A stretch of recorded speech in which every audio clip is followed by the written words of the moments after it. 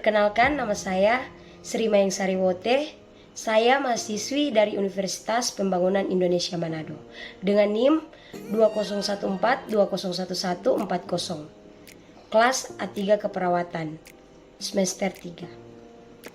Baik, di video kali ini saya akan menjelaskan tentang pertolongan pertama gawat darurat. Yang pertama, apa itu PPGD? Pertolongan pertama pada gawat darurat atau PPGD adalah rangkaian usaha-usaha pertama yang dapat dilakukan pada kondisi gawat darurat untuk menyelamatkan pasien dari kematian. Yang kedua, siapa yang melakukan PPGD? First responder atau penolong pertama adalah masyarakat awam yang sudah dibekali pengetahuan teori dan praktik untuk merespon dan melakukan pertolongan pertama di lokasi kejadian.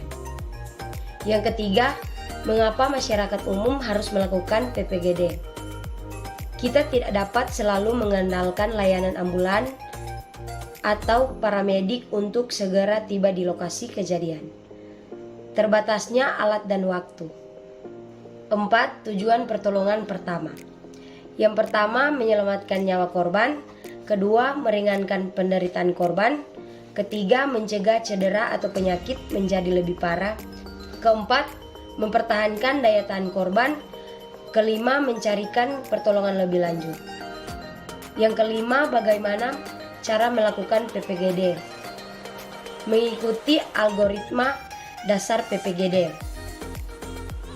Yang pertama, ada pasien tidak sadar. Yang kedua, pastikan kondisi tempat pertolongan aman bagi pasien dan penolong. Yang ketiga, beritahukan kepada lingkungan kalau Anda akan berusaha menolong. Keempat, cek kesadaran pasien. 6. Cara mengecek kesadaran pasien dengan metode AVPU. A atau alert, yaitu mengecek kesadaran korban. Jika korban tidak sadar, lanjut ke poin V. V atau verbal, yaitu panggil korban dengan berbicara keras di telinga korban, atau jangan menggoyang atau menyentuh pasien. Jika tidak merespon, lanjut ke poin P.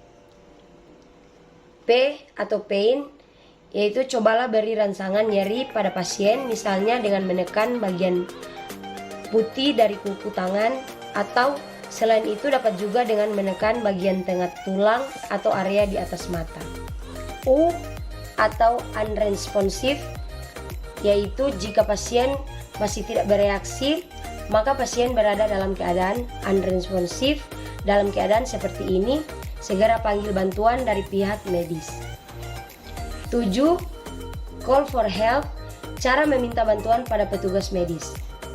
Yang pertama, telepon ambulans atau 119 setelah melakukan pertolongan pertama.